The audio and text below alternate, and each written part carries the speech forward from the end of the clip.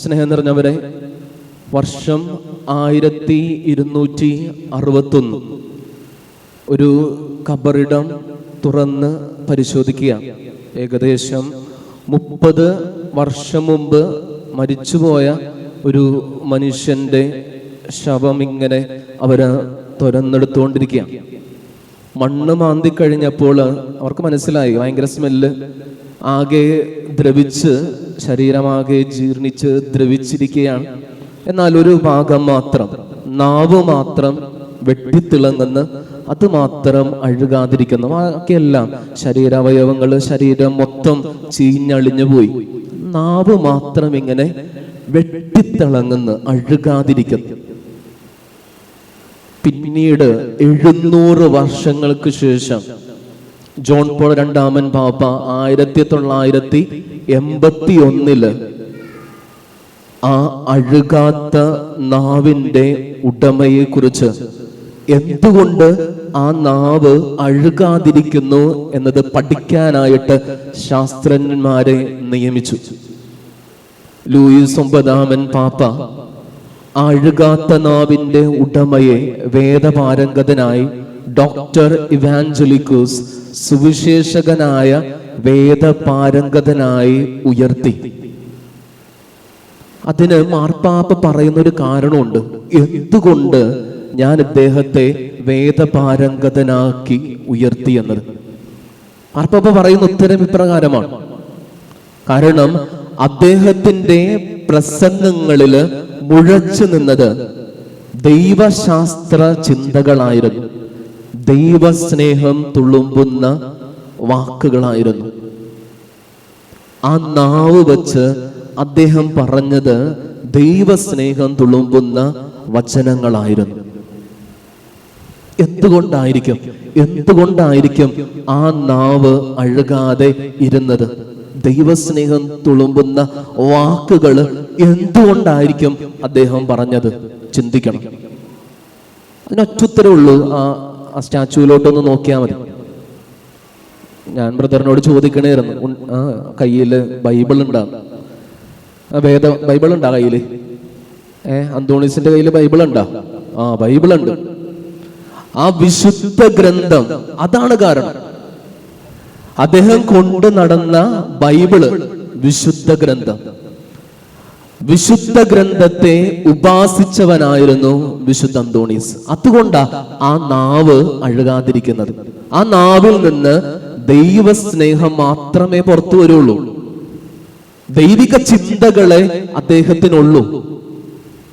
വചനത്തിന്റെ ശക്തി അറിഞ്ഞവനായിരുന്നു വിശുദ്ധ അന്തോണീസ്. അതുകൊണ്ട് തന്നെ വചനത്തിലൂടെ ഈശോയെ സ്നേഹിക്കുവാനായിട്ട് അന്തോണീസ് പുണ്യാളന് സാധിച്ചു. ഇവിടെയാ നമുക്ക് ഒരു വെല്ലുവിളി വരുന്നത്, ചലഞ്ച് വരുന്നത്. വചനം വായിക്കുന്നവരാണോ ഞാനും നീയും? വചനം ശ്രദ്ധിച്ച് കേട്ടിരിക്കുന്നവനാണോ ഞാനും നീയും? ഞാൻ പറയുന്നത് ദൈവസ്നേഹം തുളുമ്പുന്ന വചനങ്ങളാണോ? ആർക്കെങ്കിലും അതുകൊണ്ട് ഉപകാരമുണ്ടോ എന്ന് ചിന്തിക്കണം, ആത്മശോധന ചെയ്യണം. കാരണം വചനം മാനസാന്തരത്തിലേക്ക് നയിക്കുന്ന ശക്തിയാണ്.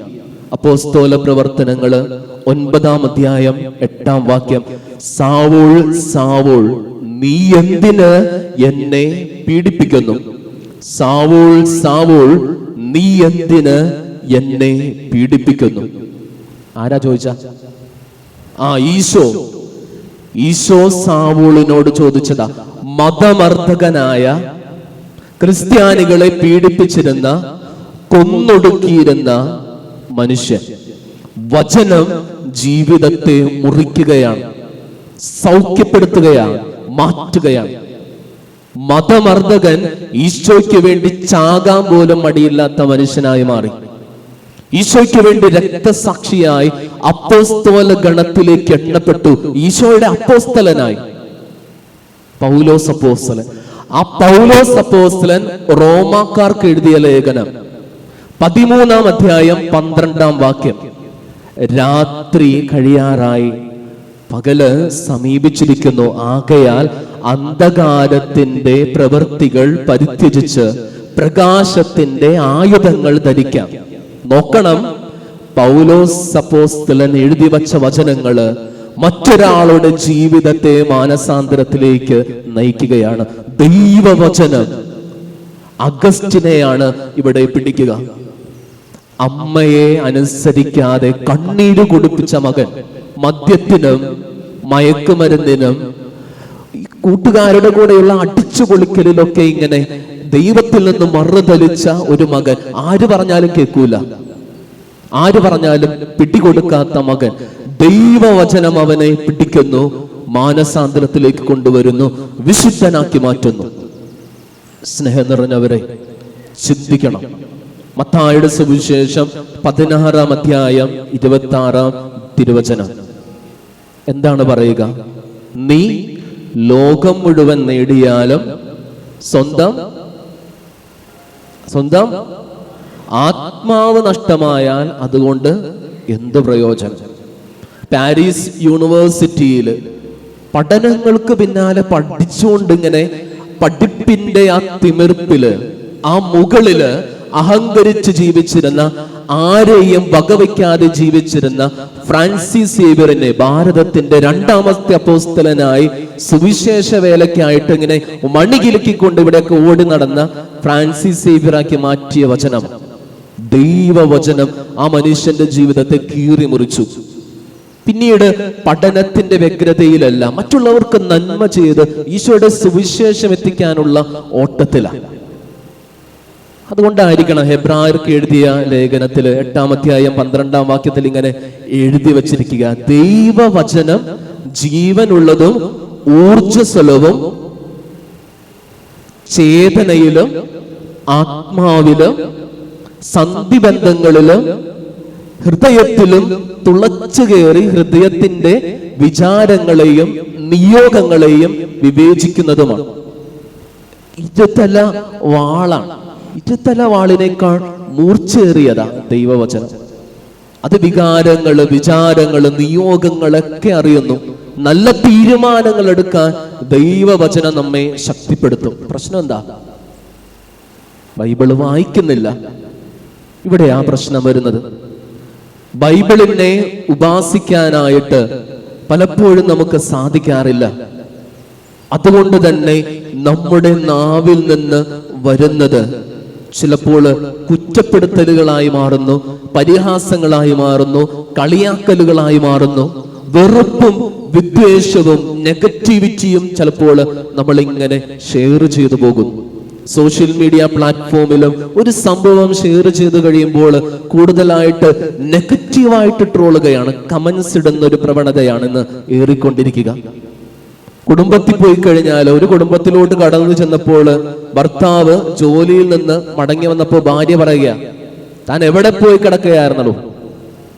വേറൊരവസരത്തില് ഭർത്താവ് ഭാര്യനോട് പറയുക, TV കണ്ട് പയറ് പൊളിച്ചോണ്ടിരിക്കുന്ന അമ്മച്ചിയോട് പറയുക, ഒരു ദിവസം ആ TV ഞാൻ തല്ലിപ്പൊട്ടിക്കോടി. നമ്മുടെയൊക്കെ കുടുംബങ്ങള് ഒന്ന് ശ്രദ്ധിക്കണം, കമ്മ്യൂണിറ്റികള് ചിലപ്പോൾ ശ്രദ്ധിക്കണം.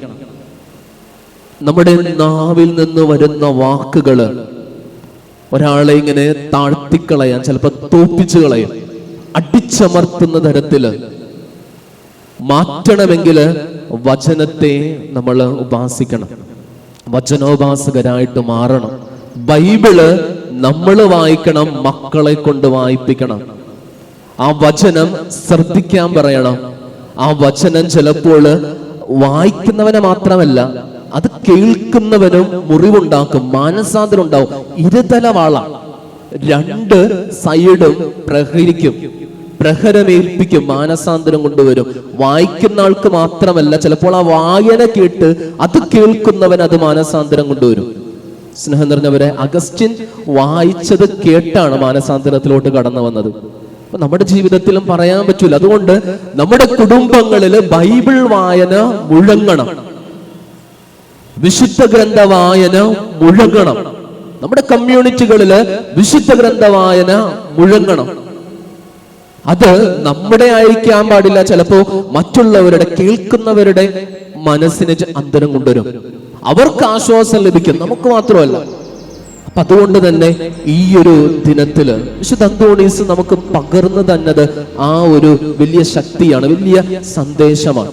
വചനത്തെ ഉപാസിക്കുന്നവരാകാനായിട്ടുള്ള സന്ദേശം. ഇന്നത്തെ ദിനത്തിന്റെ വിശുദ്ധൻ ബർന്നബാസ് ഈശോയെ നേരിട്ട് കണ്ടിട്ടില്ല, അപ്പോസ്തല ഗണത്തിലേക്ക് ഉയർത്തപ്പെട്ടു. എന്തുകൊണ്ടാണ്?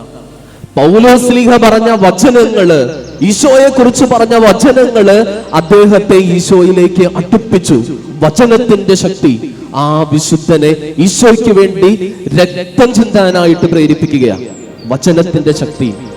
വചനോപാസകരാകുവാനായിട്ട് നമുക്ക് സാധിക്കണം. ഒരു ടാസ്ക് തന്നെയാണ്. വീട്ടിൽ പോയിട്ട് ബൈബിള് വായിക്കുക, കമ്മ്യൂണിറ്റിയിലായിരിക്കുമ്പോൾ ബൈബിള് വായിക്കുക, വചനത്തെ കേൾക്കുക, ശ്രദ്ധയോടെ പരിശുദ്ധ കുർബാനയിൽ കേട്ടിരിക്കാനായിട്ട്, വായിക്കാനായിട്ടുള്ള ആ വലിയ കൃപാവരത്തിനായിട്ട് വിശുദ്ധന്റെ മാധ്യസ്ഥ സഹായം നമുക്ക് തേടാം.